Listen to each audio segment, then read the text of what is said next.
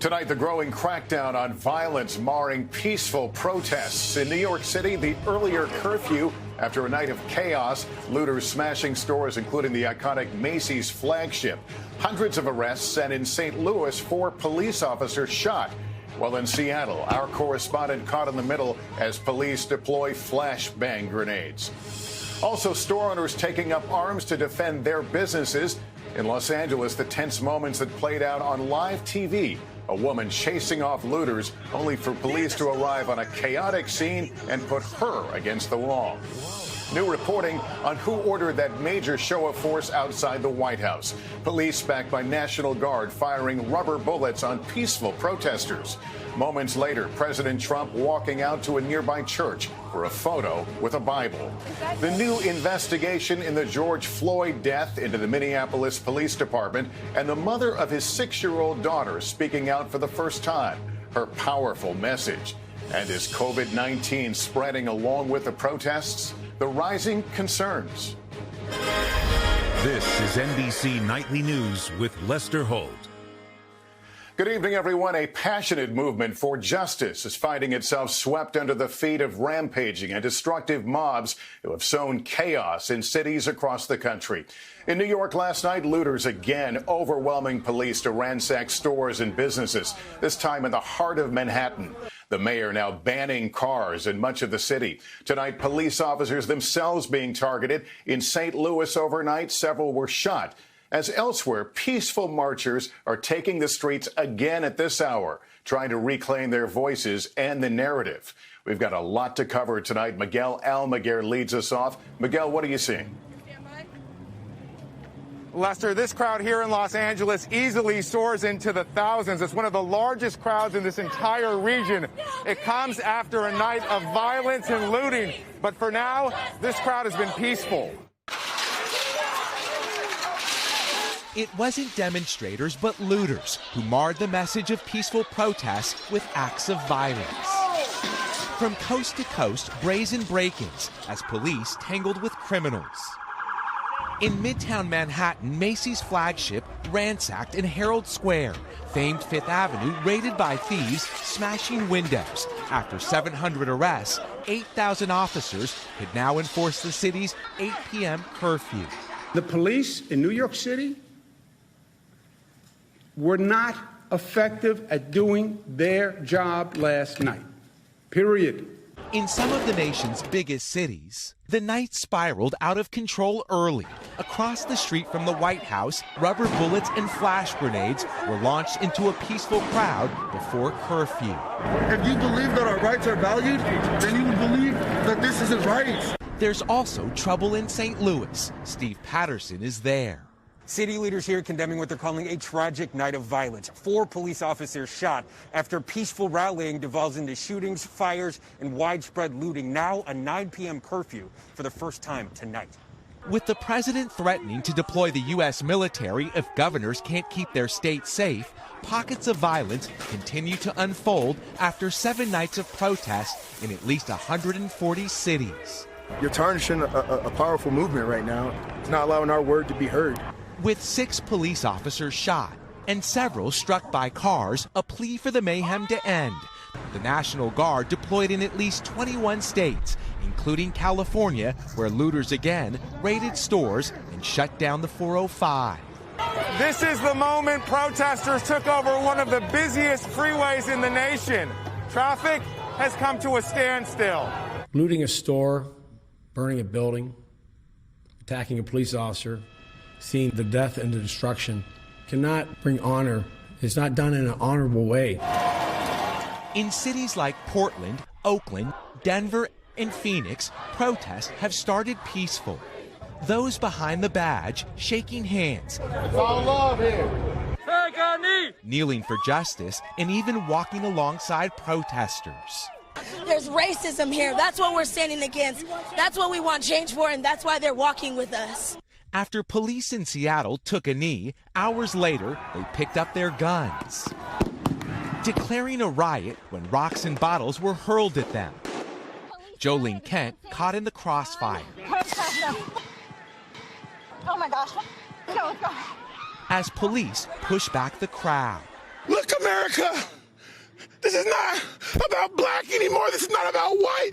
This is about justice for all humans. But tonight, after a week of protest, patience is wearing thin, as one side of the police line demands order and the other justice. The question tonight in this city and so many others, what will happen after curfew? Here in Los Angeles, police are staged just around the corner. It could be a long night ahead. Lester? Miguel Almaguer in Los Angeles tonight. Thanks. An early curfew taking effect here in New York as well after last night's violence. Ron Allen has been following the protests all day. Ron, what's the latest? Good evening, Lester. This is what we've been seeing all day through the streets of New York City. Thousands of peaceful protesters apparently trying to make a profound statement before that 8 p.m. curfew goes into effect. We're also seeing a massive police presence, what's expected to be one of the biggest in recent memory because of all the criticism that they've been facing. Now, we understand that the protests here may be turning a corner there and heading about a mile in that direction to President Trump Tower for a big rally this evening.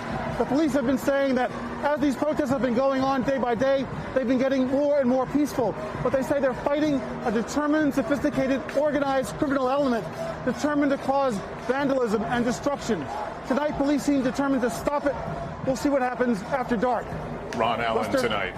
Ron Allen in New York, thank you. And as the country tries to deal with this wave of violence and vandalism marring the protests, some people are preparing to take a stand to defend what's theirs.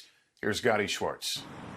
As plywood goes up across America, more guns are coming out as well. Store owners seeing images like this now arming themselves. We will arm ourselves. We will protect our business. But defending property has turned deadly in places like Philadelphia, where police say a gun store owner killed an armed looter. The owner of the gun shop was in possession of one of his guns, fired several shots, striking the one male at least one time in the head. A woman in Rochester attacked after telling looters not to steal from a jewelry store. In Phoenix, this armed store owner saying he's trying to protect his property. This isn't a protest, this isn't rioting. This is crime. They're having a standoff here. Oh, my God. Yesterday, an armed liquor store owner chasing off looters, all unfolding during a live broadcast by Fox 11 in Los Angeles that has since gone viral. Even when police arrive, there is confusion between who is a criminal and who is a bystander. These people were protecting the store. That is Monette Watley, who helped chase off looters put against a wall. The Fox reporter insisting she was helping to protect the store. You're losing your looters. They're going down that way. These are the people in the store trying to stop. Eventually, Monette is released. What do you think would have happened if the camera wasn't here? They probably would have took me to jail. They probably would have taken me to jail. Monette says she understands the pain and the rage, but the looting is hurting everyone. It's not right. This is not what a protest is about. You're tearing up all the stores in everybody's city. We're not getting nothing done by that. As for the police who handcuffed her, I understand you're tired, you're overworked, you're on tactical alert, but we're still humans. Her message to both police and those looting is simple: accountability, starting with what happened to George Floyd. Gotti Schwartz, NBC News, Los Angeles. And tonight, President Trump is facing a furious backlash after visiting a Catholic shrine today, and that visit last night to a church near the White House for a photo op after police used force to clear protesters from the area. Here's Jeff Bennett. President Trump sparking sharp criticism from top religious leaders for the second time in 2 days, with the Washington Archbishop slamming the president's visit today to a Catholic shrine. I find it baffling and reprehensible that any Catholic facility would allow itself to be so egregiously misused and manipulated. It follows fresh fallout over the government's decision Monday night to use physical force and flashbangs to disperse peaceful protesters from in front of the White House, clearing the way for the president and his top advisors to walk across Lafayette Square to the historic St. John's Episcopal Church, where a fire was set during demonstrations. President Trump posing for pictures, holding up a Bible without explanation. It was Attorney General Bill Barr who asked for the perimeter around the church to be expanded. The White House, within hours, editing footage of the president's brief outing into a triumphant video. The Episcopal Bishop of D.C. blasting the president, saying she never gave him permission to be there. He didn't come to church to pray. He didn't come to church to offer condolences to those who are grieving. He didn't come to commit to healing our nation. A group of pastors today echoing the bishop. Mr. President, I know you stood right here and held the Bible in your hand, but it is clear you don't have the Bible in your heart. Sources tell NBC News the president's decision to visit that church was fueled in part by frustration over news reports that the Secret Service ushered him to a bunker during Friday night's protest.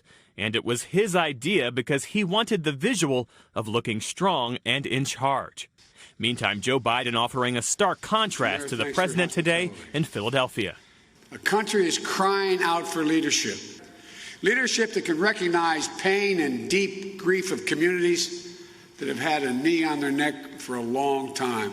The apparent Democratic presidential nominee pledging to address racial injustice. The moment has come for our nation to deal with systemic racism, to deal with the growing economic inequity that exists in our nation, to deal with the denial of the promise of this nation, made to so many. And tonight, rare comment from former President George W. Bush. In a statement, he said he's anguished by George Floyd's killing and that it's time to examine what he calls America's tragic failures, saying it's critical to seeing the country's reality honestly and improving on it. Lester? Jeff Bennett at the White House, thanks. 8 days after the death of George Floyd, the Minneapolis Police Department is under intense new scrutiny tonight as the mother of one of Floyd's children speaks out for the first time. Gabe Gutierrez is in Minneapolis. Tonight, as this memorial grows, the state of Minnesota has launched a sweeping civil rights investigation of the Minneapolis Police Department for the first time in its history. Today is a step towards that deconstruction of systemic racism. But there's mounting frustration here that 3 of the fired officers at the scene of George Floyd's death have not yet been criminally charged. Donald Williams is still haunted by that night. He's not moving. He says he walked up while Floyd was already on the ground. At the time, George is on the floor, panting for his life, asking for forgiveness, calling for his mom, saying he can't breathe. Could you believe what you were seeing? Nah, it was like in a twilight zone. It was like something that was unreal. Former officer Derek Chauvin has been charged with third-degree murder and second-degree manslaughter after kneeling on Floyd's neck for close to 9 minutes. Should those other officers face charges? Yeah. They killed a human being. All of the officers have declined to comment publicly. The state's attorney general is now leading the case and has declined to give any timeline. We expect the other officers to be arrested before George Floyd is laid to rest. Floyd leaves behind 2 children, including 6-year-old Gianna. He was a good, just all-around good guy. Her mother, Roxy Washington, says Floyd was very involved in their life in Houston. Gianna never gets to see her dad again. Never. Gabe Gutierrez, NBC News, Minneapolis. In 60 seconds, the tense standoff and the Good Samaritan who took action. What he did that has so many people talking tonight.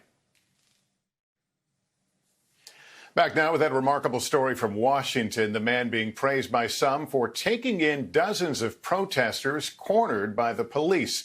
We get that story now from NBC's Andrea Mitchell. A harrowing night for a group of protesters in the nation's capital. They say police herded them into a narrow one-way street about a mile from the White House, corralling them with no way out and unleashing a barrage of pepper spray. They said they were enforcing curfew, but people were asking, please let me go home. I live right there, please let me go home. Rahul Dubey, a longtime resident standing on his front steps, describes the scene like a tsunami coming his way.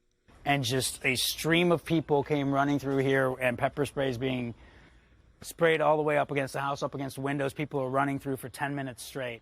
We saw Rahul, he was having people come in, and he let us in, and thank God, because a lot of people didn't get a chance to get in. They got arrested. According to police, 194 people were arrested in the area. The police chief is looking into what happened. Inside, they were coughing, using milk to wipe away the pepper spray. How did you decide to let all these strangers in your house? Andrea, there was no decision to be made. It was very reactive. They were brutally getting crushed and decimated right in where you're standing. When the curfew lifted at 6 a.m., the protesters emerged, grateful to the stranger who gave them sanctuary. We all came together so beautifully, man, and honestly, I couldn't pick a better group of people to be locked in with. And it was all races in one building. It was perfect. How many people did you have in your house overnight? About 70. About 70 people? Yeah. Total strangers? Total strangers, not anymore. Not anymore. People coming together in the midst of chaos. Andrea Mitchell, NBC News, Washington. For so many protesters across the country, there is hope that this could finally be a turning point at last. Here's Blaine Alexander with that. For so many black families, it's an endless cycle. Nothing has changed. What are we supposed to do? Nothing has changed. We have to stand united. Don't you all give up. We shouldn't be fighting the same war that our grandmothers had to fight, our great-grandmothers had to fight. Generations of frustration and fear that became real for Samaria Rice. We've got late developments tonight in a case a lot of people have been closely watching, the police shooting death of Tamir Rice in Cleveland. Samaria's son, Tamir, was 12 years old when he was shot and killed by a police officer who said he thought the child had a gun. It was a toy pellet gun. I don't know what this beautiful face would have developed up as a young man because America robbed me of that. She has been fighting to spare other families the same pain she's lived with every day for 5.5 years. Do you hope that this moment finally brings about change? I do hope. I do. I hope that this is the straw that breaks the camel's back. Because now she's still afraid for her other children in their 20s and for her community. I hope that not one other black person get murdered in this country on behalf of law enforcement. For so many black parents, it's a cruel reality. As mothers, how do you feel in this moment?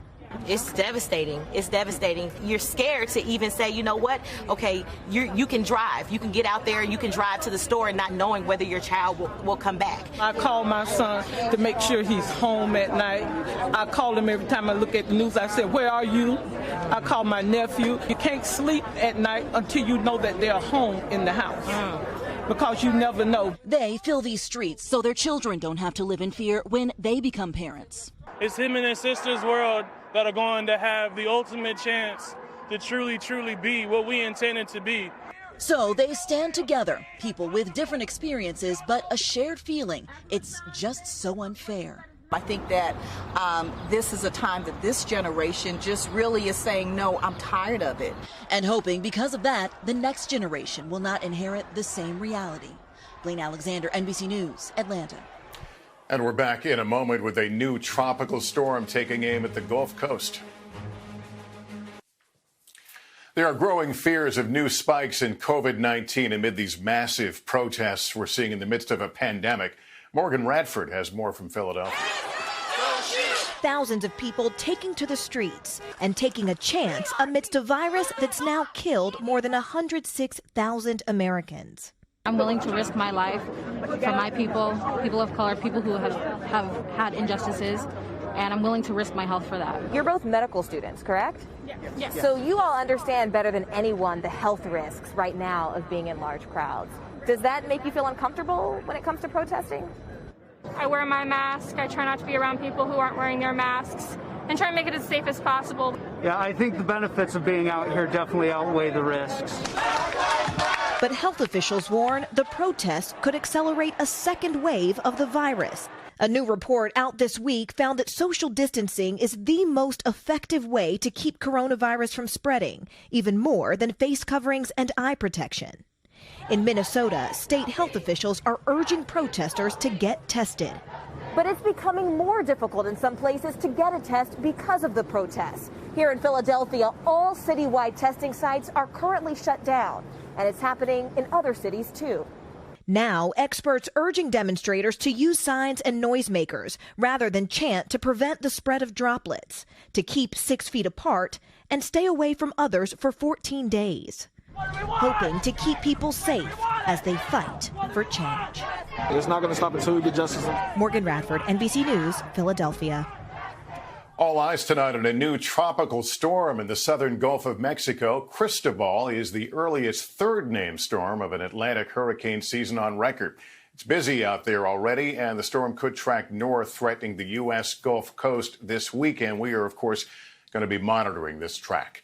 And up next tonight, talking to kids about this moment in America. Before we leave you, we want you to know there's a new episode of Nightly News Kids Edition, and parents, you should be advised in this episode we do deal with the George Floyd story, and you may want to watch with your children. We'll be hearing from a child psychologist about the best ways to frame events for kids, as well as meet the young singer whose personal message has struck a powerful note. The new episode is streaming right now. That is Nightly News for this evening. I'm Lester Holt. Please take care of yourself and each other. Good night. Hey, NBC News viewers, thanks for checking out our YouTube channel. Subscribe by clicking on that button down here and click on any of the videos over here to watch the latest interviews, show highlights, and digital exclusives. Thanks for watching.